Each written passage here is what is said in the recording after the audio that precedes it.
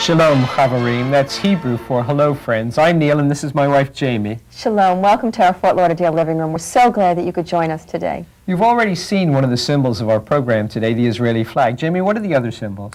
Well, we have the menorah, the seven-branch menorah, and we have the figs. And all of these are symbols of Israel, Yes. the land and the people. You know, Neil, Israel receives media coverage totally out of proportion to its tiny size or to its importance in the secular sense. And that is because Israel's real importance is spiritual. Friends, Israel is God's prophetic clock. It is His timepiece.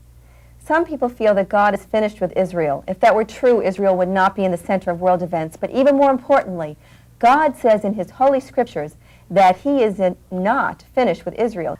You know, that name Israel is a very special name. Yes. Yeah. It began as Jacob, one man who had been on the lam, running away from God, if you will, coming back and ending up wrestling with an angel, defeating the angel in a wrestling match. And here's what it says in the scriptures.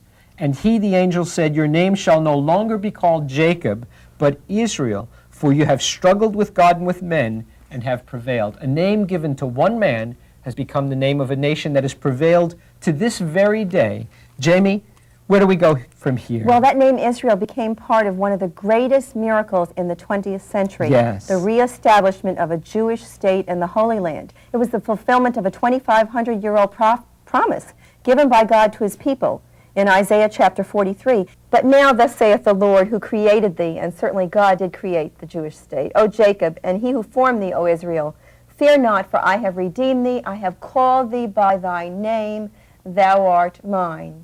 Israel, prince with God, Israel prevailing with God. And you know, Neil, Israel has prevailed with God. The existence of Israel shows that she's prevailed with God. One of the examples of God's faithfulness and God's promise-keeping. Let's begin with the date that Israel began again. Okay. May 14th, 1940.